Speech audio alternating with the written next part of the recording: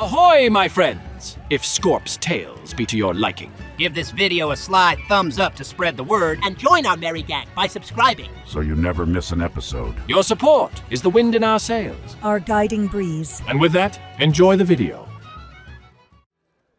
In the quiet dawn, Scorp emerged from the Saldine's farmhouse, bathed in the morning sun.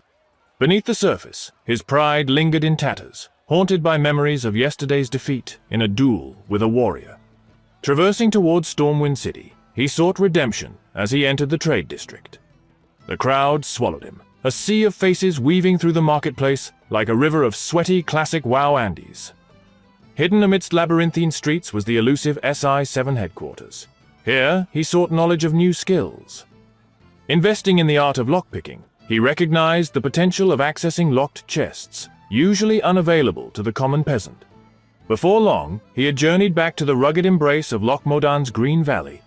In Thelsamar, he found odd jobs while he prepared to search for the fabled magical rune that would grant him mastery over the saber-slash technique. Within the inn, the dubious dish, Thelsamar blood sausages, required strange ingredients, a request from the innkeeper. I can't wait for you to taste my famous Thelsamar blood sausage. Scorp was unsure if this was all some sick hazing ritual. The first task appeared straightforward: collect bear meat from the black bears in the hills. You'd be surprised to find that many of these black bears were composed entirely of skin and bone. No meat to be had at all. The second task led him to face giant tarantulas, their dark green ichor oozing from their huge mandibles. Wondering if this was even safe to eat, he extracted the unsavory substance. The third task required him to harvest intestines from boars. Fortuitously, his Westfall adventure had left him with a stock of boar intestines that had been sitting there, uselessly decaying in his boar intestine pouch. Northbound, he encountered an old friend, the hearty dwarf, Stormpike. Their reunion shifted to a more pressing matter as Stormpike revealed a task ahead. The shadows of a nearby mine, infested with kobolds, half-rat, half-humanoid creatures, beckoned. Entrusted with a mission to recover lost dwarven mining equipment, he pondered the curious origin of these creatures, imagining their creation to be the result of a gnome rizzing up some deep-run tram rodents. Before plunging into the kobold-infested mine, he took a detour. Whispers hinted at a magical rune atop the giant dam overlooking the loch. Scaling the towering structure, he found the elusive rune nestled within a random toolbox. Scorp parkoured down the dam with nimble grace, before unleashing the power of a new skill, the saber-slash technique. Armed with his newfound ability, he delved into the kobold-infested mine, the saber-slash technique proving formidable. Swift and precise, his daggers danced through the shadows. Within the dimly lit mine, an unexpected encounter awaited Scorp, an oddity named Sneaky Kindness, a human donned in an innkeeper's daughter's dress. Puzzled, yet curious, he inquired if the crossdresser knew of the saber-slash technique, discovering the peculiar man already held mastery over the skill Scorp had just unlocked. Yes, sir? Yes. Scorp came to the realization that he was pretty far behind the bell curve when it comes to mastering new techniques. Returning the lost mining equipment, he made his way back to Thelsamar's Inn, a haven of warmth. In Thelsamar's Inn, bear meat, spicy spider ichor, and out-of-date boar intestines combined to create Thelsamar blood sausages. He was certain the entire town would be retching up this vile creation by the morrow, from both ends. To save coin and replenish supplies, he sought the company of a local fisherman.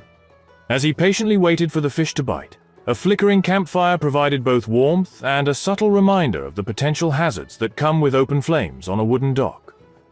With a successful catch in hand, he returned to the towering dam. However, the peaceful setting soon gave way to tension as he stumbled upon two dark iron dwarves, terrorists plotting to unleash chaos upon the dam. Swift to act, he unholstered his trusty boomstick, firing shots from a safe distance. Yet, the resilient dwarven foes closed in, their intentions clear: retribution through a good old-fashioned, racially motivated beating. Facing a dire situation, he relied on his unique parkour skills. He danced between a mountain ledge and the wall with a fluidity that defied the dwarves' attempts to catch him. In the face of their stubby-legged pursuit, the dwarves stumbled like drunken revelers, hindered by their lack of agility.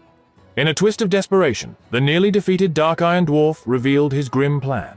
He had become a suicide bomber fueled by twisted vengeance. If I'm going down, I'm taking you and the dam with me! As the wick burned, he sprinted forward, delivering a swift kick to the dwarf's face. With the immediate threat neutralized, he faced an unexpected dilemma: the open gunpowder that could still pose a danger to the dam. Ever resourceful, he unceremoniously relieved himself on the volatile mixture, quenching the spark that could have spelled disaster. Heading south, Scorp met a stranded gnome named Bingles, pilot of a crashed F-22 Raptor, who sought assistance. As if crashing into the loch wasn't bad enough. His homemade creation lay battered on the shores of Loch Modan, while his tools were stolen by troggs who inhabited an island in the middle of the loch. He embarked on a mission to recover Bingles's precious parts from the troggs' clutches. These troggs, cut off from the land, survived on their isolated island, unable to swim yet resilient enough to survive through thousands of genocides spanning 20 years. Amidst the copper-laden island, a friendly dwarf with pickaxe in hand laid claim to a copper mining vein. Scorp merely waved, and the dwarf backed down, leaving the rest of the bounty for the seasoned outlaw. The valley surrounding Loch Modan felt like home, a place where dwarven respect had welcomed him. Returning to the shore, he delivered Bingles's salvaged tools, the gnome expressing gratitude. Thank you, oh high and mighty Scorpid. I will never forget your kindness and generosity. Despite Bingles being a filthy gnome, payment exchanged hands, sealing the deal and affirming that money talks. The next chapter of Scorp's adventure led him back into the hills, revisiting the hunter's lodge where he had crossed paths with that guy Daryl from before. Time had worn away at Daryl's respect for Scorp.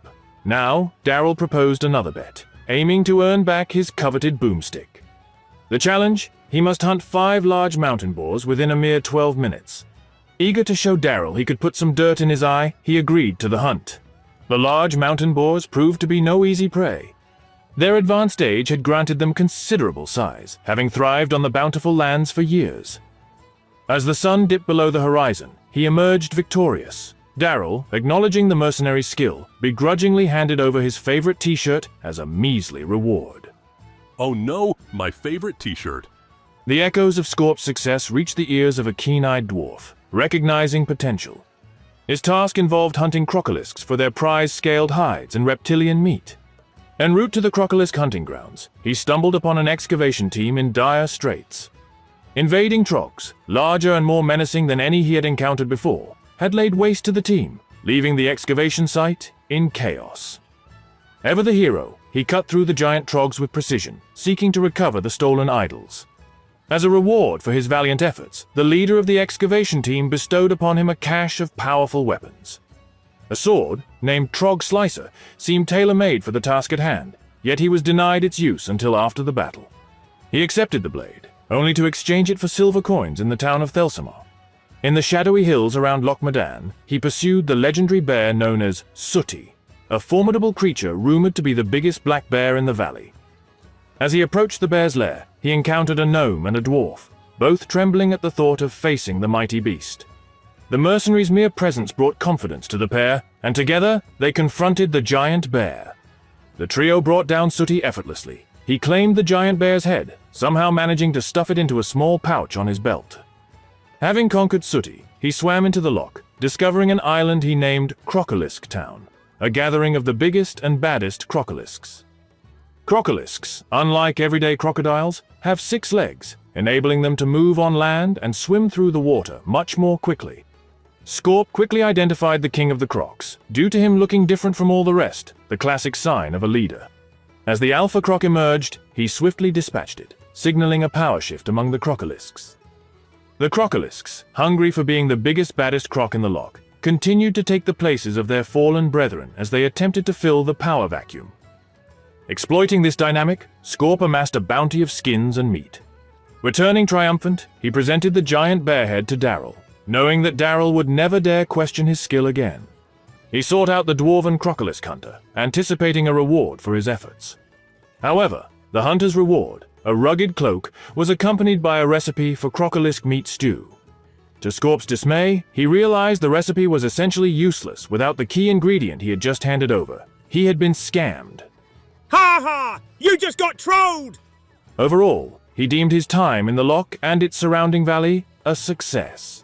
With his new saber-slash technique, a hefty coin purse, and the admiration of those he encountered, he felt ready to return to the human kingdom. Loch Modan had witnessed the feats of the outlaw and mercenary, and others would soon come to know the tale of the Scorpid,